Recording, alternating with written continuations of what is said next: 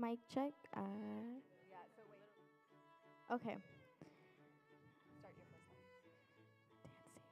Dancing. In a world where, in a world, okay. In a world filled with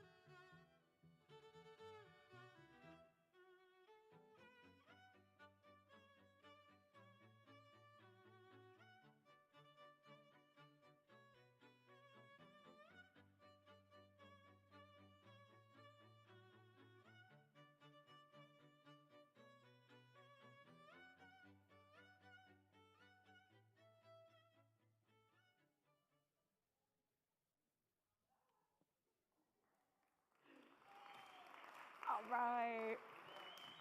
So it looks like somehow we got a little separated again. So if we could possibly just move closer to the middle, again, for filming purposes. So if you find yourself on the outskirts, let's have you move just a little bit closer to the middle. So nobody should be on the sides over here. If you're on the side, please make sure you move over to the middle for filming. We'll get nice and cozy. Thank you all so much. Yes, everybody move in, move in. Move it, move it.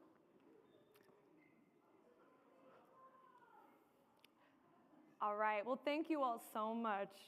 And we're ready to kick off our last session. Is everyone ready? Ready? All right. So our next speaker holds a bachelor's in dance from UC Irvine and a master's in expressive arts therapy from the European Graduate School. Today, she will discuss the value of dance for youth development, highlighting how dance can empower and enrich young lives. So please join me in welcoming Jennifer Oliver and A Step Beyond Dancers.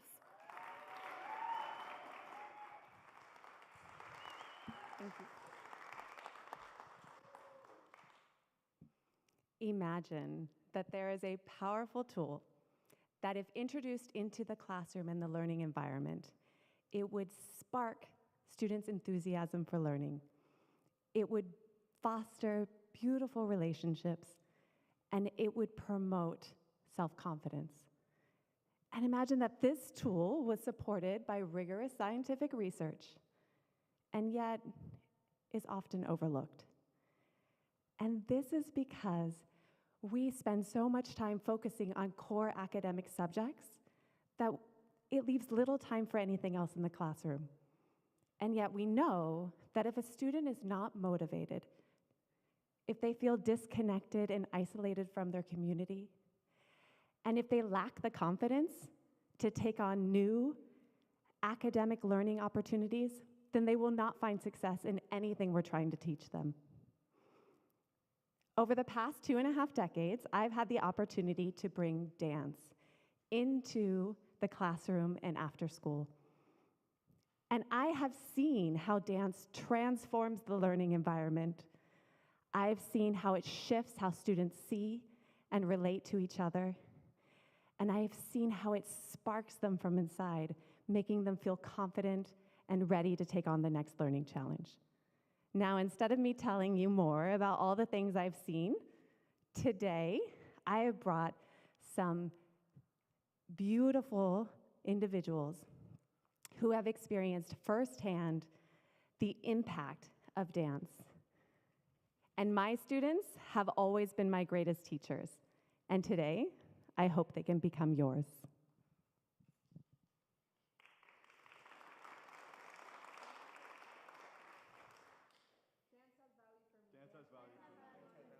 Dance has value for me. I've devoted myself to dancing for the last 8 years. 9 years. 9 years. 6 years. 9 years. 8 years. 35 years. 10 years. And as a 17-year-old, that means that dance reserves a special place in my heart right next to my mom and dad. For my passion of dance to grow, I've given my all. But in return, I think that dance has taught me a valuable set of skills that are now my own to harness. Feels odd to say because Britannica defines dance as movement of the body in a rhythmic way. And yeah, true. But for us, for me, dance is a lifestyle.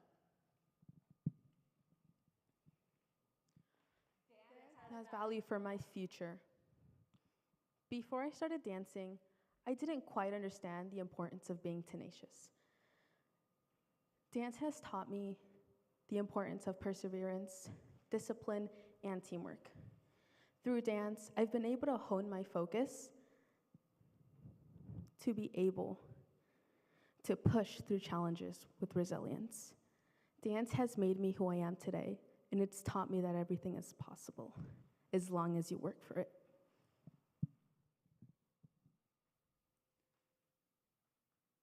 Dance helps me express myself. Dance holds a great deal of power in the new world. I aim to be understood, but better yet, seen. Yet much of what I experience is intangible, and I often don't know how to communicate it or even recognize when it's being expressed. I stumble through life, grasping at fragments of meaning, hoping to construct a coherent narrative out of chaos. And dance for me is where this chaos finds its refuge. No, better yet, it becomes the language of this chaos, a language that doesn't seek to or try and justify any sort of explanation, but rather to evoke and hint at truths that simply words can't express.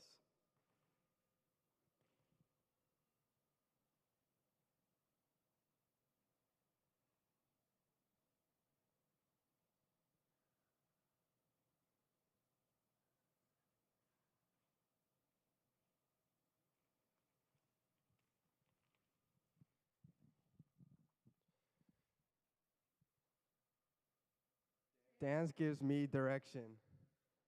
In middle school, I struggled with applying myself to my education and finding direction and purpose in my life. I began to participate in dance class because it was something to do. But what I found was that dance brought me motivation, gave me a reason to work hard, and to reach for excellence.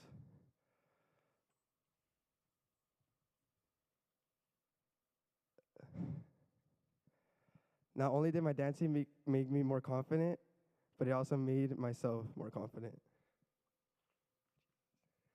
Dance brings us together. We all see life through different eyes. And for this reason, it can be hard to embrace and connect each other's differences, especially when we come from different cultures and belief systems. Dance made us feel like less of a minority, but part of a majority of people with one feeling: pride, courage, excitement, nervousness, and happiness that we all take to stage and rehearse together. Dance made us understand that we are not alone. We all wanted this moment and came from various states and worlds to get here. And when we're on that stage, we are one.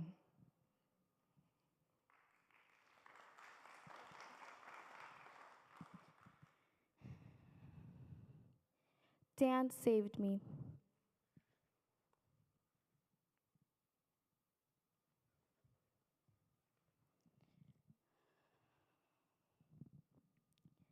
Dance saved me. It pulled me from the generational cycle that had bound my family for years. In a world where distractions like drugs and violence threatened to pull me down, dance became my sanctuary, a place where I can escape and thrive. Through dance, I found the strength to be the first in my family to graduate high school.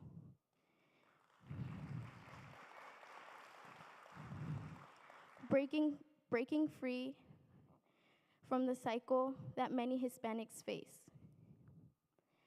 Dance gave me the voice to speak my truth, a way to tell my story, or simply just a way to let go of everything and anything that's holding me back from being that extraordinary young woman that I am. Yo soy libre.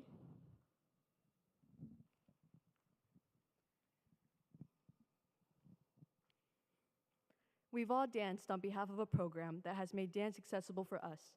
And we believe that there should be many more programs or initiatives that help youth integrate dance more into their lives.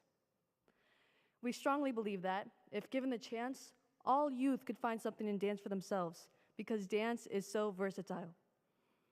Through movement, dance has kept us active, connected us to each other, and has helped us keep our minds open to many new experiences. So that's why dance has value for me.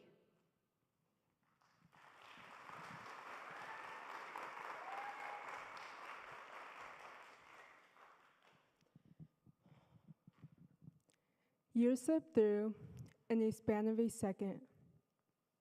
From tiny feet on polished wood, unsure, unknowing to where we belong. On the stage, we feel complete. A journey of passion, sweat, and tears to reach the audience to make them feel. Through every performance, our emotions reel. Accomplished we stand with the crowd's cheer in the air, a fleeting moment never recreatable again.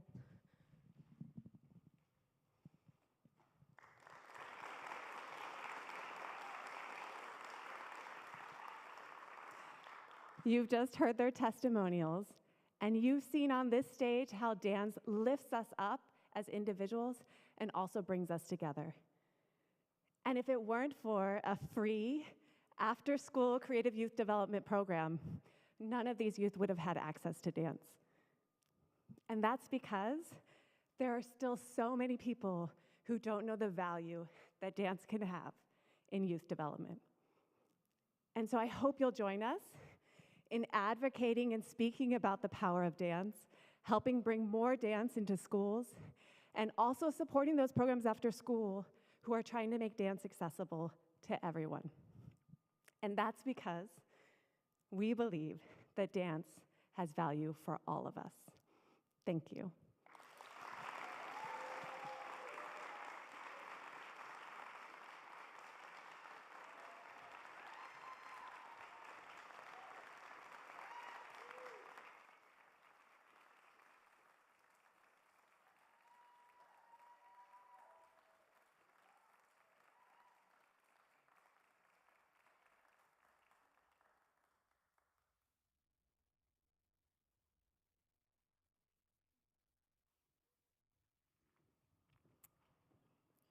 don't know about the rest of you, but I might have been crying a little, and I don't really know why. I think it was just that amazing. And isn't it incredible how dance just moves you? It moves your soul, even if you're just watching it. So if you're with us today, I'm sure you got a beautiful swag bag provided by Yelp, our lovely sponsor. And just in case you weren't sure what's inside this bag or what to do with the bag, one, we're in California, bring it to grocery shop. Now, if you open your bag, you'll see a beautiful program where, yes, my mother has one because my name's in it. If you're also looking in, you will see you have your beautiful TEDx lanyard. You will also see a fun gift from our sponsor, Design Mo Bath and Kitchen. And if you read it, you will definitely be looking for golden coins. But if you find a real coin, you get a golden ticket. And we all know how well that worked out for Willy Wonka. Also inside of your swag bag, we do have an Admit One to the Center's Museum. So please feel free to come by. Our newest exhibition opens, I believe, in mid-September. Then lastly, we did add 2 tickets to Eugene Drucker and friends that will be performing in the concert hall on October 27th at 3 p.m. by none other than one of our favorites, Paul Say. It's like David was just there, was he not? Well, the best part about dancing is we all love it, right? But our next speaker is a dedicated advocate for community marketing. He uses his diverse background in banking, marketing, and photography to highlight the best of San Diego, North County, through his online directory and social media. Today, he'll discuss the value of building business relationships, sharing insights on how fostering connections can drive success and strengthen our communities. Please put your hands together and let's welcome David Zamaya.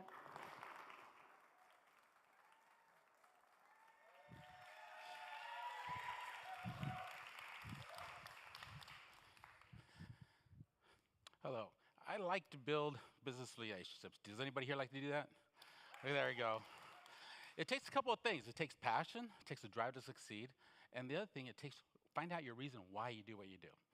So my priority in life has always been family, community, and business. But I want to share a story about something. A single parent. She was born in Los Angeles, raised in Mexico. So this lady came to California as a teenager, returned to California, and she started working the produce fields in California. After that, she started taking on jobs in kitchens, and from there, she found a love what she did. She came back in the 70s. She became a baker at a local hospital. So baking is great, right? This is why I know I love baking, right? So as that baker, she would make treats. She did all the dessert entrees for the hospital, from cafeteria, patients, to all special events. During the holidays, she would make 700 pumpkin pies. Yeah, it was really. And then what she would do, she would come home. She was so passionate about baking. She would come home, stay in her uniform, and bake and cook 24/7. So this is what she did to raise her family.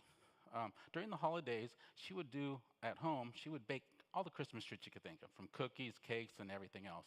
And she would share them she would just do that to share them with her friends and family, and neighbors too. Neighbors loved her, let me tell you. But then she started taking on some side jobs. So she was so good at what she did that people started asking her, hey, can you make our wedding cake? Can you do this cake? Can you do this cake? She started doing that. She started doing desserts, and she was so popular, she started taking on catering jobs. So she was passionate about baking. She cooked 24/7, anytime she could. She loved it so much that when her son turned 21, she made 21 different desserts for him. Yeah. It was a great party. She did that to share with all the guests that came in there. So what she did, she was able to share her passion of baking and build community. And she did this, again, to get extra money to buy clothes and shoes for her family. So she was the first entrepreneur I ever met. And that woman was my mom.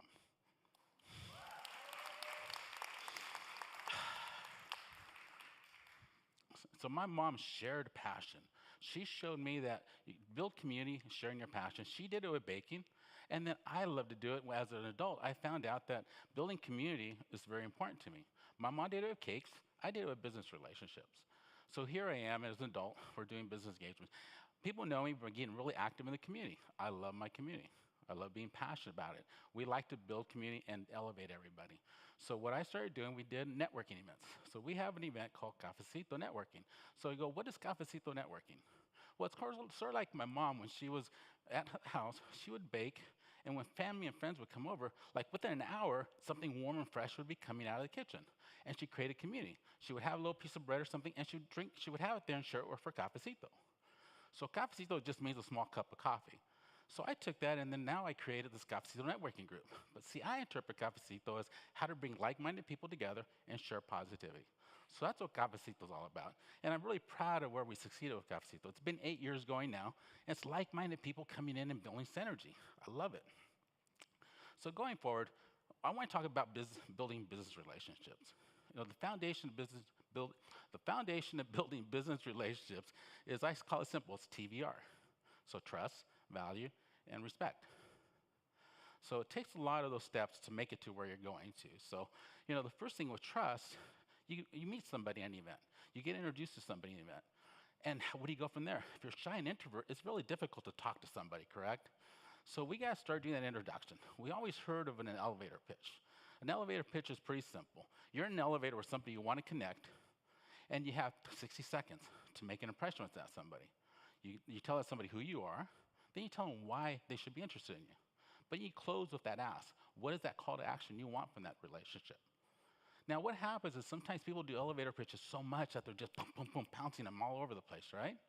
So what I like to do is I ask people, instead of just saying, here's my pitch, well, here's the thing. When you go to an event and you have somebody coming up to you and they're just so focused on saying this pitch, they start having what we call commission breath. They're just sitting there, yada, yada, yada, yada, right? So then what I used to like calling it is like they're vomiting their sales pitch to you. You know, or I got a good friend, Sandra, what she calls it, you're being pitch slapped. So what we want to do, what I like to do is I don't go that direction all the time because there's a couple things that are important. When you meet somebody, we quickly want to sell. We want to talk. We want to say, what are we doing, right? I always tell people, we have a reason why we have 2 eyes and 2 ears. When you meet somebody, my first suggestion is listen to what they're saying. See what they're doing, read their body language, and then talk. That's why we have 1, 2, 2, and just 1. So it's a reason, right? You know? So what we do is we go there and we really appreciate that relationship. Don't let somebody come in here and just sell to you. So that's what we do in Cafecito is we practice this every day. We ask, why do you do what you do? You're going to get to learn more about a person by asking why you do what you do than just asking, well, what do you do?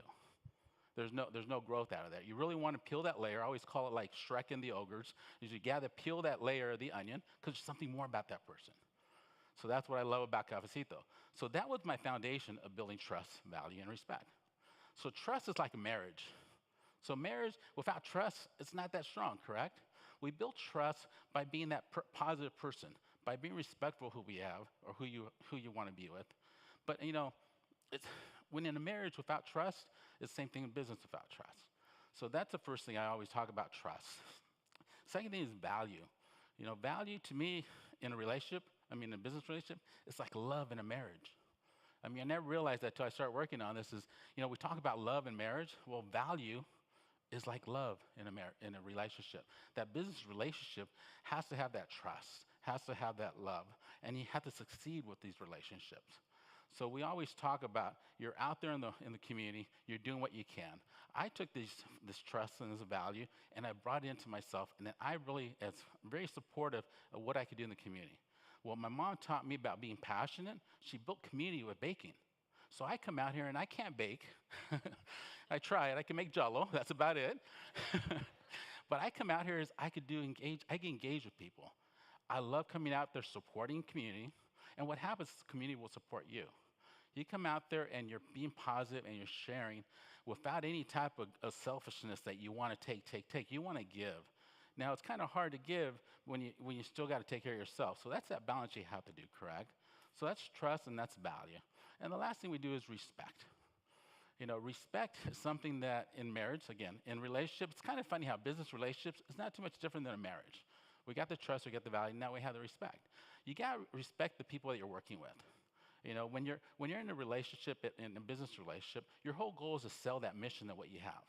So we go to community events, we go to networking events, we go to nonprofit events, all these different things. We go there for a mission. If you're a business professional, you want to get your mission, your brand, your idea, your goal, whatever you have on that platform, you want to put it out there, but you got to make sure you're not so salesy that you've got that commission breath coming out at you. So you got to be careful what you do.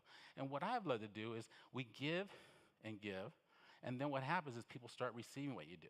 I support my community, but my community will support me. Eventually that happens. So that's what trust, value, and respect is. But cafecito, what we love doing, what's cafecito mean anyways? A small cup of coffee is what it says in Spanish, right? I call it, we're bringing together like-minded professionals sharing positivity. And we do that, I do that every day. I'm sharing my passion. We do that every week.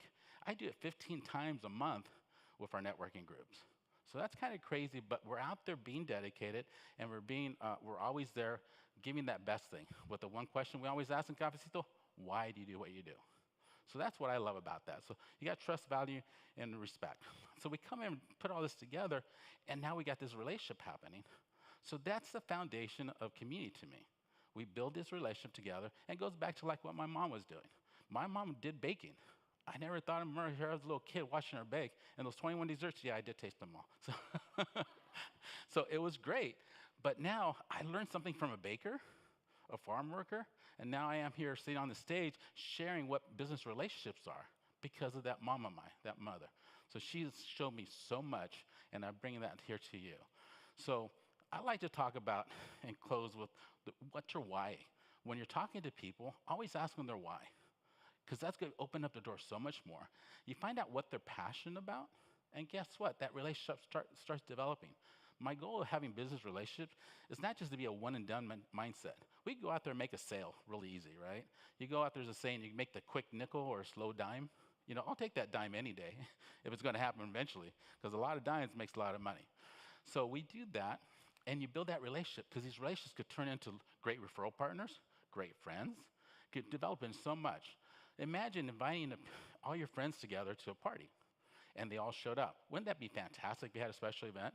So when you have your relationships, they'll show up for you. And this respect and trust and value is reciprocating. Whatever you put out there, make sure you come back and give it back to somebody. That's what we do. So, you know, we talk about all these things, but what I say is that value is so important, trust and value. All that leads together to a great relationship. So my takeaway I always ask people is next time you talk to somebody, don't just sit there and try to find out what they do. Ask them why they do what they do. Don't just try to do some business. I always tell people, we don't try to build relationships. We build relationships and we have success. So there's no try. What did Yoda say? We don't try, we do or do not, we don't try. We make that happen. So every time I hear somebody say, I try to do something, I stop right there, because to me what's more important is take action. It's better to fail at something than just, I'll try it later. I try to do this. So that's one thing I always stop with. So next time you meet somebody, ask them why they do what they do. And then that relationship's going to develop from there. I always like to say, we take life, we make relationships one cafecito at a time. So that's my takeaway right here. So remember, find that relationship, and you go out there, you use trust, value, and respect, and that relationship's going to take you to the next level. So I appreciate my mom. She's the one that brought me here, and that baking that she did, I never thought that baking cakes as a kid would bring me here to share this information with you. I love building relationships, and here we are. Thank you very much.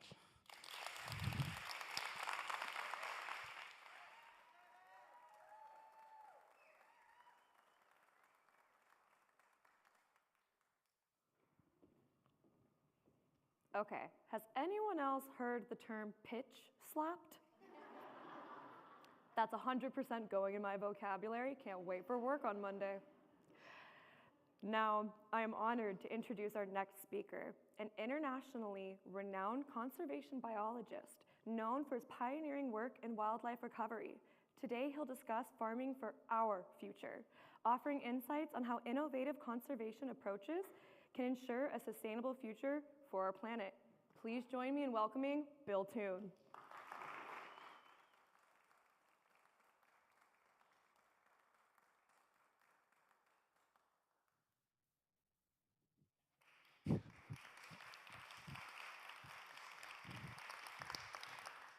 Good afternoon, everybody.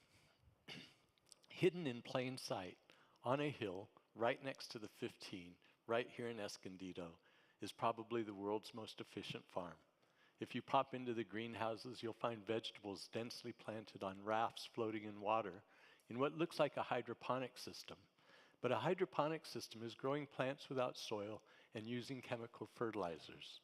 This system is different. We're depending on fish for our fertilizer, a nice organic enriched fertilizer, and to make that easy, we've connected our hydroponics right to an aquaculture system or fish farming system. Together, aquaculture and hydroponics form aquaponics and a revolution in the way we grow protein and produce. And I'm not even done. Now, you might ask why we need a revolution in how we produce our food, and here's the answer. Agriculture today is the leading cause of extinction. The Earth is in the middle of a spasm of extinction like it's never seen before since life on this planet. And it is almost directly, the majority of those extinctions are directly tied to agriculture. And that's because in this spasm of extinction, animals are going extinct because of habitat loss. And agriculture is the leading cause of habitat loss and climate change in the world. It's converting our habitats from rich forests, grasslands, scrublands, into agricultural lands. At the same time, it's a primary driver of climate change, and that climate alters even more habitats, leading to more problems for us. On top of all of this, agriculture consumes more fresh water than any other activity that human beings do. But the important part is that we really need it. We are dependent entirely on agriculture for our survival. We have to do better, and we can do better. So let me try to bring this story just a little bit closer to home for you. See if my slide goes.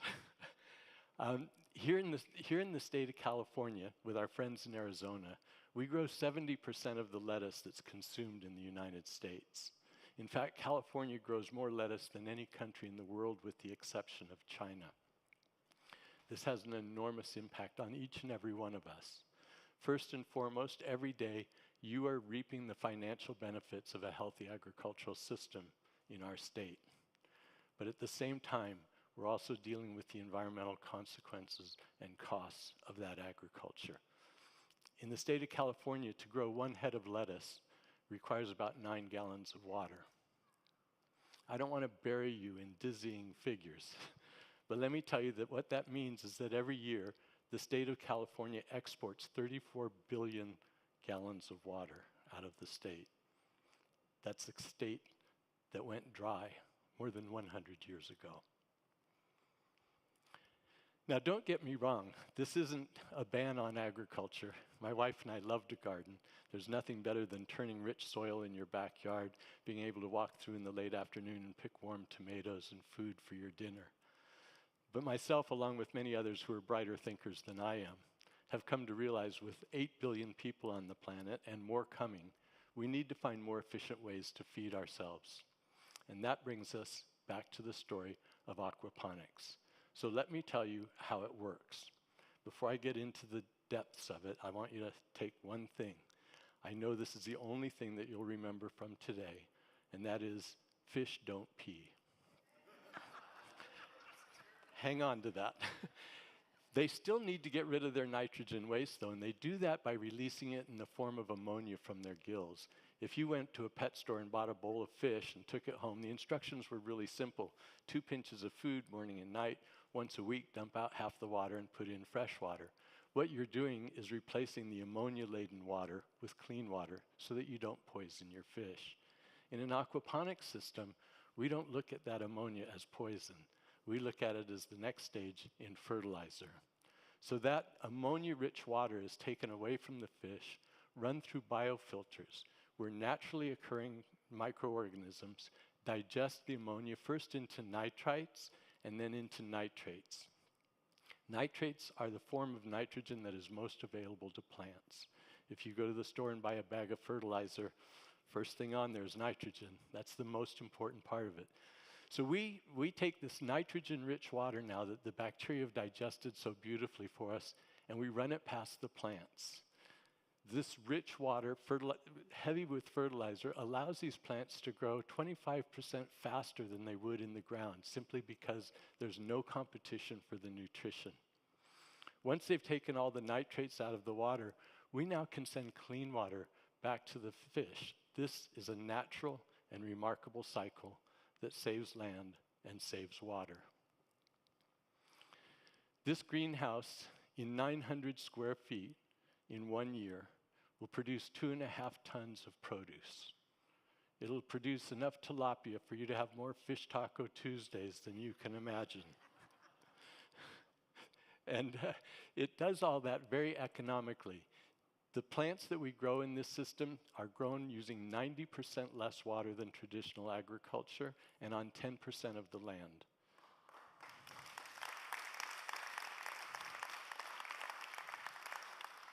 The fish in this system are grown with 1% of the water used in commercial aquaculture systems.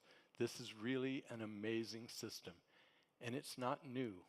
This is how the world has worked for a very, very long time. And it's not new to farming either. Almost 2,000 years ago, the Thai people started using aquaponics, and later the Aztecs here in Central America. The trick is, how do we bring this technology now into the new world of agriculture that we have here? It's certainly not our intent to put any of our farmers out of business, and I don't think it's likely that we would do so. But in order to spread this message around, we need to be able to search for opportunities, places where there's holes in our systems that we can fill and where we can do better and demonstrate how agriculture can be done properly. This means bringing it to small communities, to school cafeterias, to community gardens, and in fact to remote villages all around the world where slash and burn agriculture still occurs, destroying acres and acres of rainforest every single day. In order to get into these communities, we needed to find a way to do it, and I would like to introduce the MARC, the Mobile Aquaponics Response Kit. In a 20-foot container, jam-packed to the hilt, is all the equipment you need to drop that container off literally anywhere, on a rock, in a desert, in a rainforest, in your backyard. And in about 24 hours, set up a farm that in 3 months will provide you with 3,500 heads of lettuce or whatever other vegetables you might want to grow, and you can start having your Fish Taco Tuesdays. Oh dear, where was I going with that? In any event, a long time ago, someone said, whiskey's for drinking, water's for fighting. And today, those words ring very true. We're battling for the survival of our coastal deltas, for the survival of our commercial fisheries, to have water in our homes and for our landscape, for recreation, and yes, a huge amount of water to keep our agricultural industry moving forward. So it's time for us to start a fight where everybody wins. And the secret to doing this is hidden no more right here in the community of Escondido. Thank you.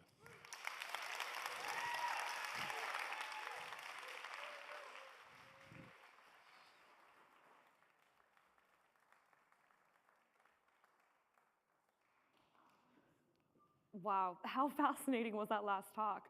I mean, I had no idea that all that existed right here in our backyard of Escondido.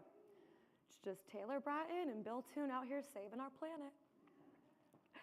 Our next speaker is the owner of RDM Management Group, a veteran-owned training company he founded in 2014.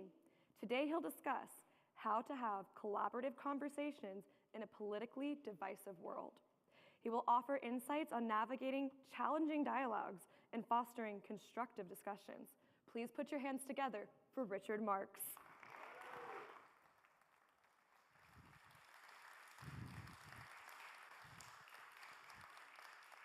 Hello, folks.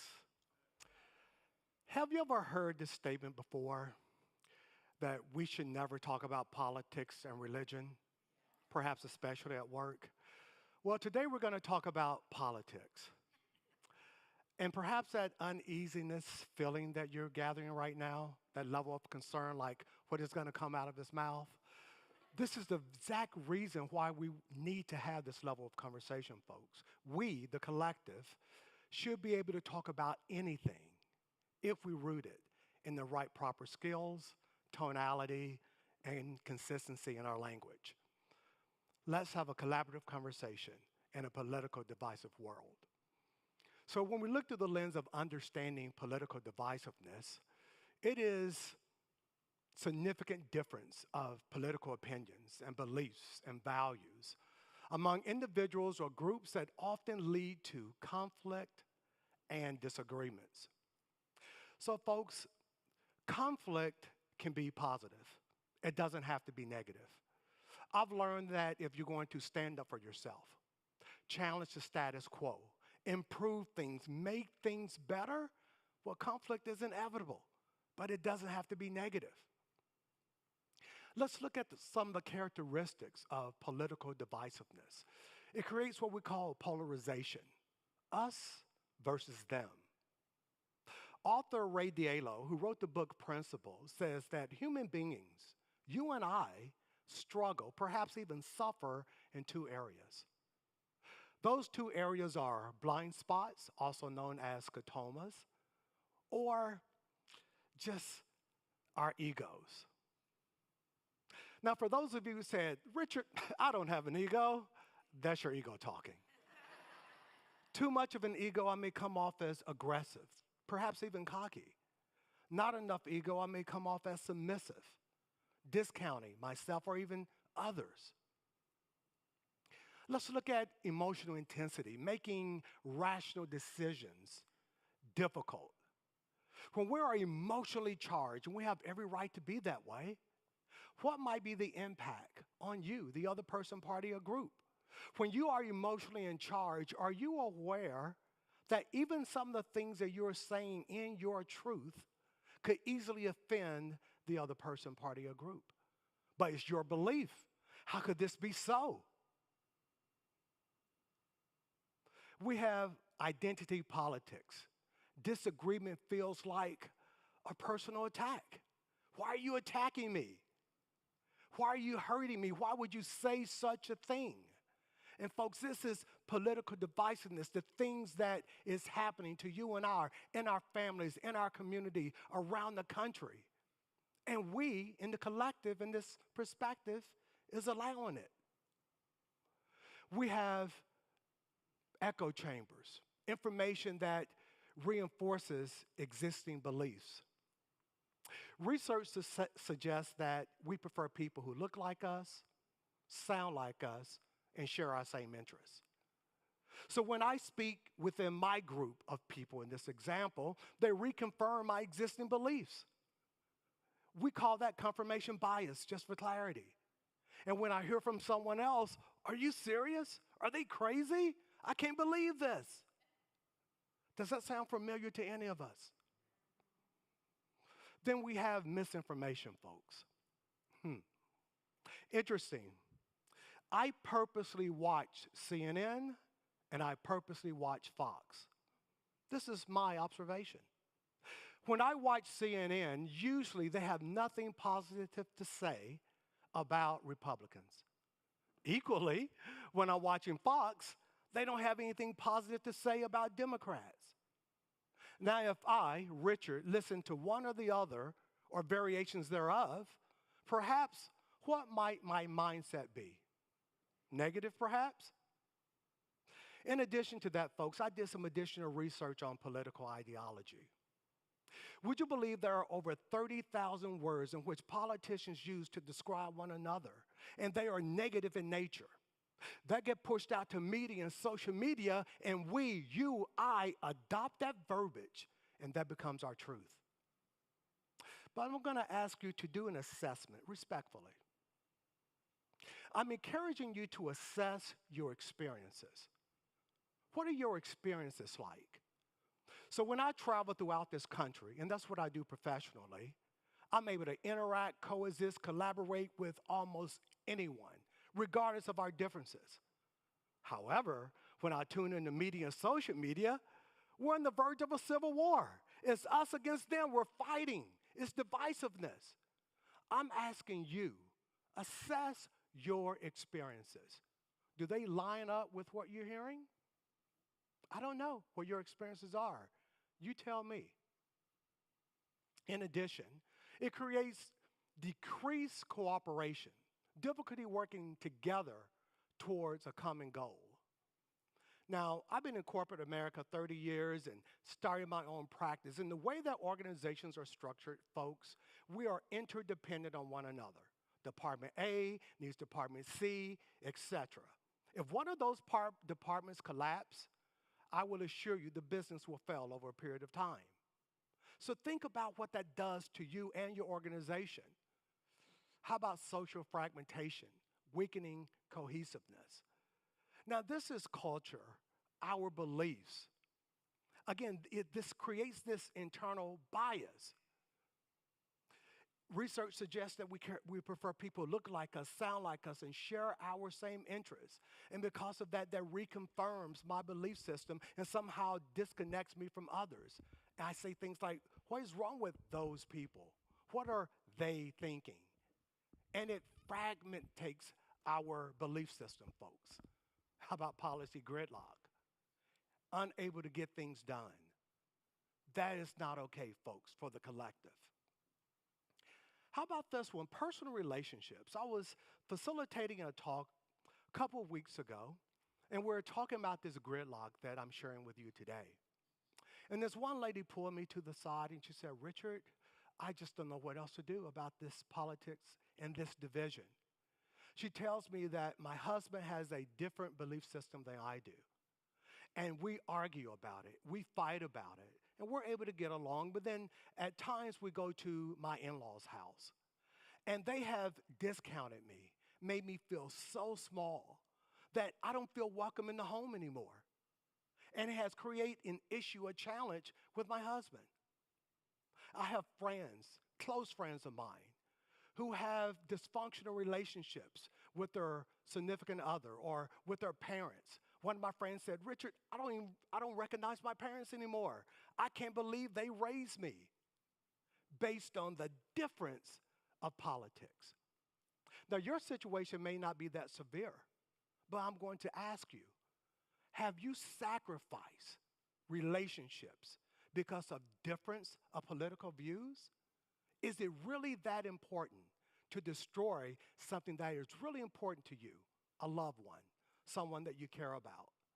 Now, it's easy to discard them. Well, I just don't care about you. I don't have to have this person in my relationship. And I say this respectfully, folk, that's quitting on something that's really important and perhaps valuable to you, someone that you care about. So I have a collective goal for this particular group. And that goal is to be comfortable being uncomfortable. And that brings me to this construct called the growth mindset.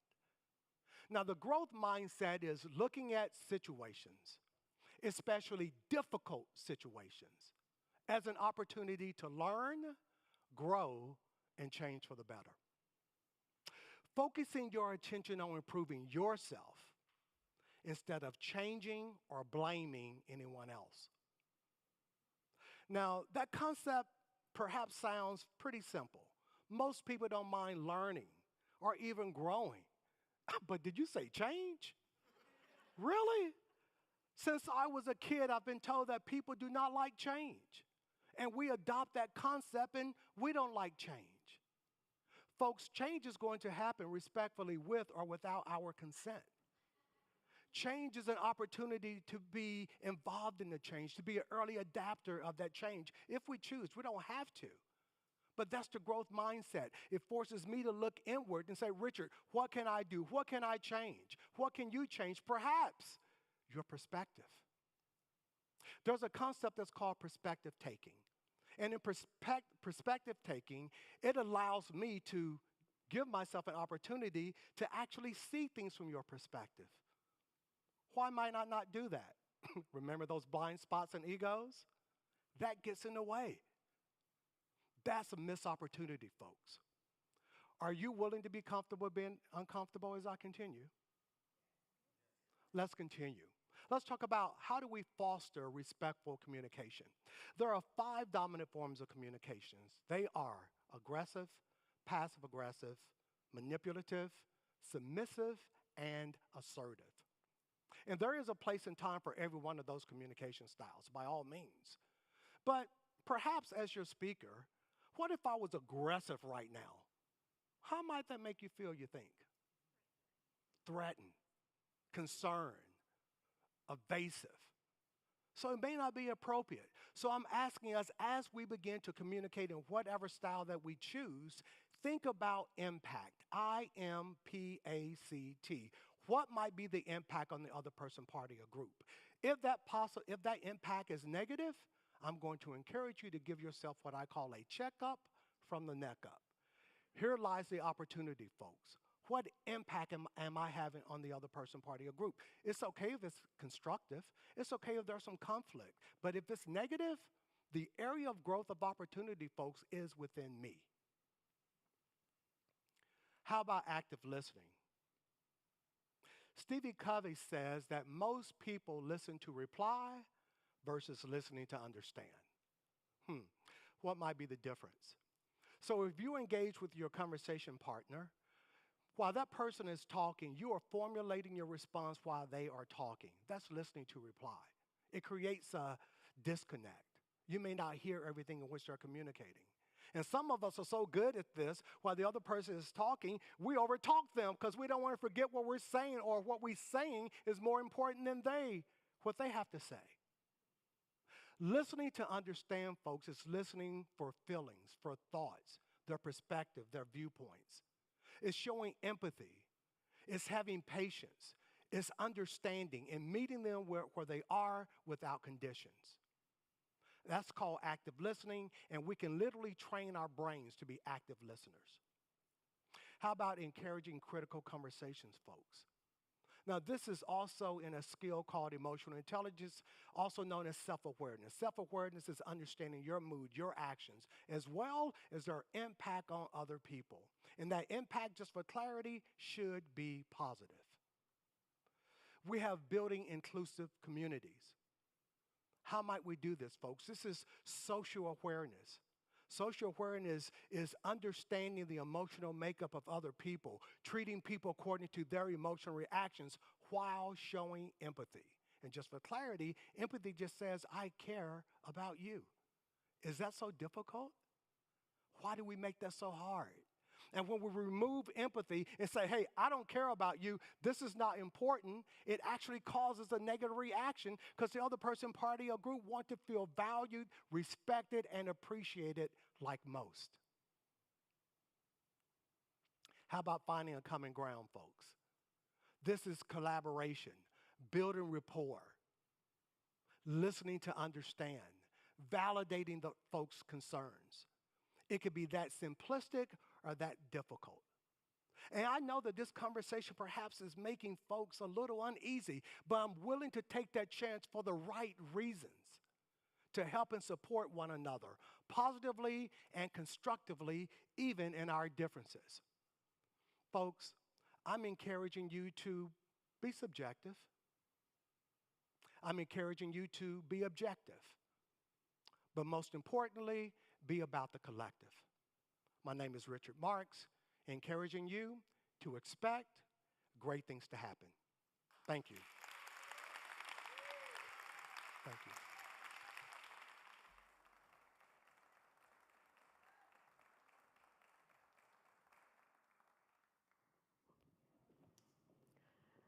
Well, I want to say thank you to Richard for reminding us that it's okay to disagree and how we can improve on our discussions on important issues. We ready for our final speaker? All right. So our final speaker is a dedicated full-time volunteer for the Escondido community who built her own network and developed her personal mission while alongside her husband in his art glass studio.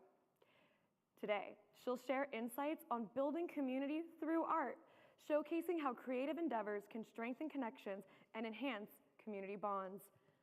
Everyone put your hands together for Escondido's very own Carol Rogers.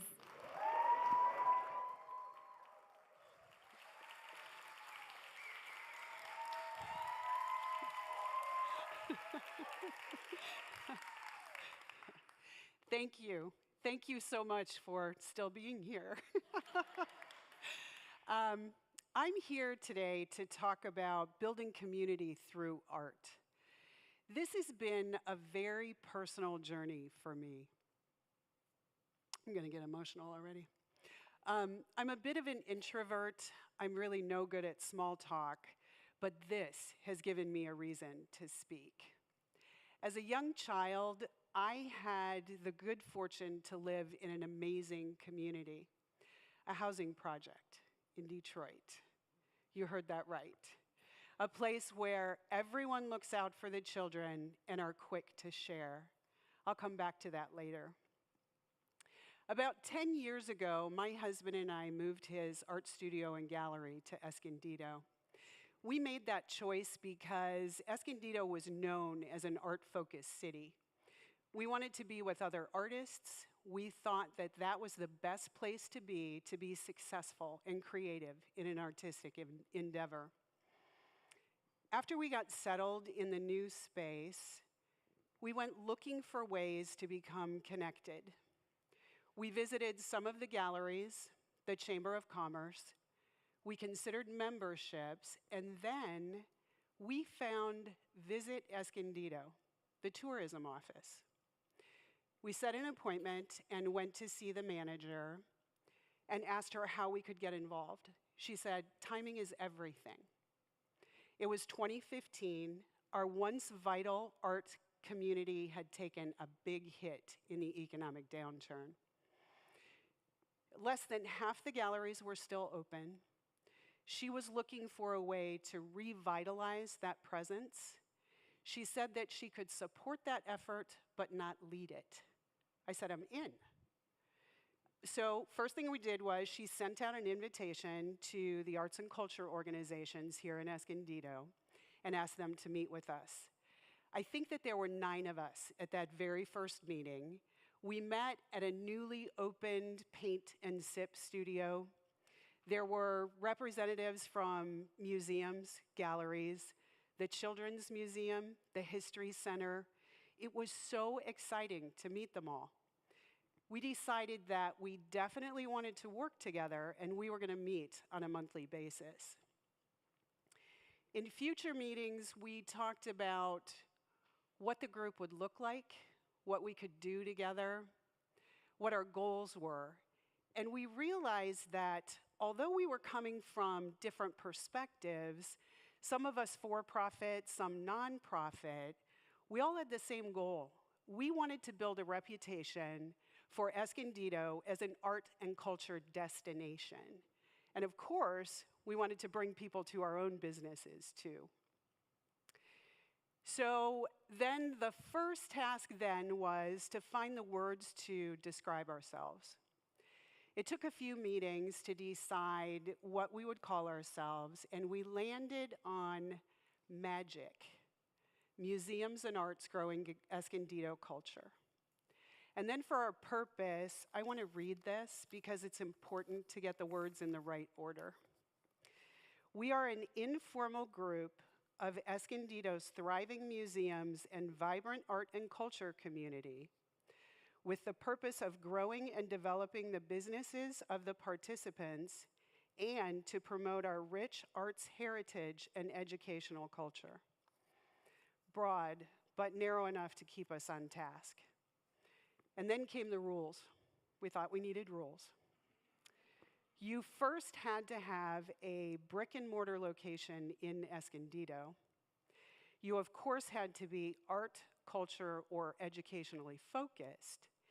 And you had to hold an event or do something special on the second Saturday of every month. Second Saturday is a long-standing tradition in Escondido where the galleries would open new exhibits and do evening receptions. Magic wanted to breathe new life into Second Saturday. We wanted to honor our past, but look to our future. We felt that Second Saturday should include everything that Magic had to offer. So now in Escondido on Second Saturday, you will find theater, music, children's art activities, educational opportunities, mural unveilings, gallery openings. And this was so much easier to accomplish than you might think. Using existing resources, every organization created their own event and listed it on the Visit Escondido calendar. Then our first group outing or group event was Small Business Saturday. If you don't know it, Small Business Saturday is like Black Friday, but focused on small business. In my mind, the coolest thing about Magic doing this is that many people think that arts organizations have no business sense at all. And yet, we created an event using a bingo game to bring people to Escondido to explore and start their holiday shopping.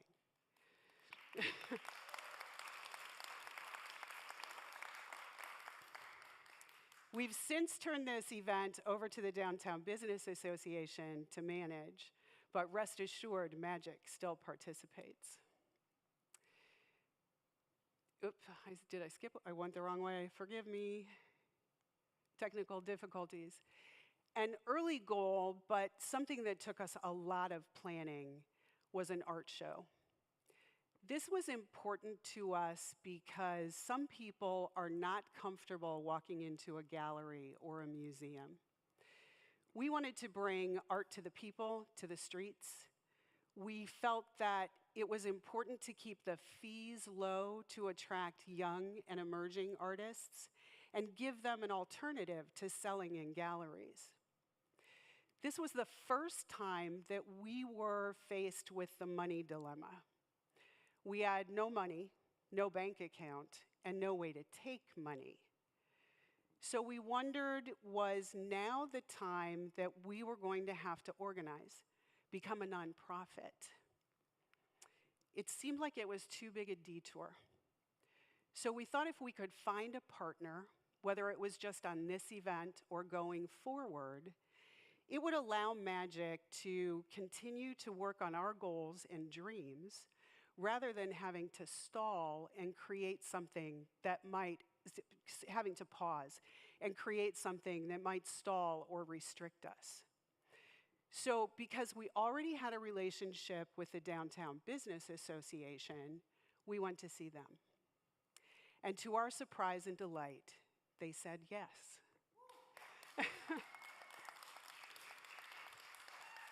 They are our partner today in offering Art in the Garden, an art show that is held twice a year in conjunction with the Grand Avenue Street Festival. Now in our 7th year, we've become a destination within the festival. What started with 12 local artists has grown to more than 40.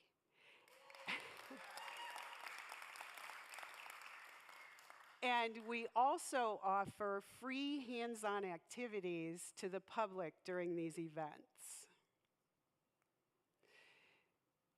Things have changed. The pandemic, an economic downturn. And through it all, Magic has continued to meet.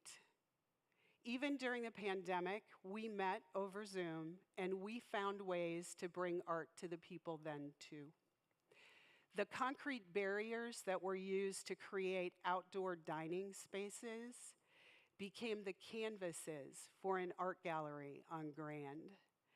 That gallery became known as the Coloring Book of Hope, and it told the story of our community spirit. It gets better. It gets better. We won the Helen Putnam Award for Excellence for this project. And we were able to maintain our second Saturday tradition with pop-up art shows on Grand Avenue. Another group that formed during the pandemic to bring art to the people is Esco Art. This project is a testament to community. Artists, business owners, building owners, the city, all came together to create another outdoor gallery. This, what we thought was going to be a temporary installation in one alley, has grown to many alleys and includes more than 70 murals, more than 1,500 paintings, if you count the individual images that make up the mural in this group photo here. Imagine the number of people that had to say yes to make this happen. And it happened very quickly because our art and business communities have a very strong relationship. We got a mention in the New York Times for Esco Alley art. So now, most of our rules have been set aside. We look at what we can do as a community, for the community, to continue to elevate us as an art and culture destination. If you care about art, we want you to be a part of Magic. We've become a resource, a place to share, a place to connect. In our meetings, we always need more chairs. Depending on what we are working on, you may see representatives from our city's economic development team, the local university, teachers, and individual artists. They have become some of our biggest champions. And we are still an informal group. And we are working on our biggest project ever, a month-long art and culture festival to celebrate our community.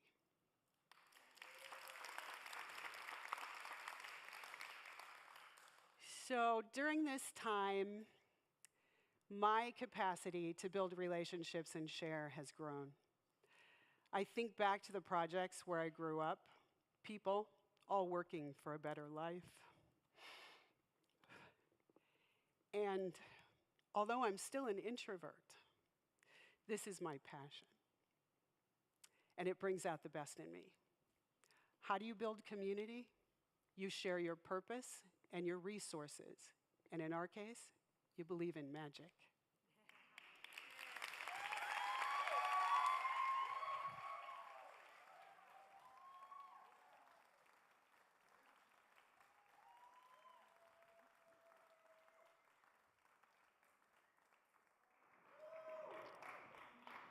Carol.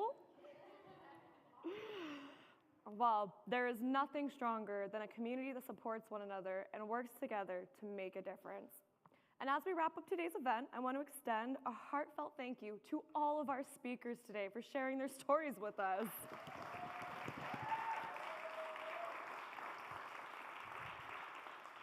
You know, getting up here and talking is not easy, and every single one of their stories was truly inspiring.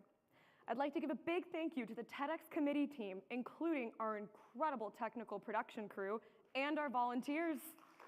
Yeah. Their countless hours of hard work and dedication have made this event possible and brought TEDx to Escondido. I also want to express our gratitude, of course, to our sponsors, DesignMo, Cute Cakes, Yelp, Show Imaging, and the beautiful California Center for the Arts, Escondido. But most importantly, I want to thank all of you for being here today, being such a great audience, and being so open to learning all of these new ideas. Give yourself an amazing round of applause. Now, we are delighted to invite everyone back to the Center's Museum for a TEDx after party and to celebrate the closing of our current museum exhibition, A Practical Guide to Modest Magic. Once again, my name is Candace, and I'll hope to see you guys next time. Thank you.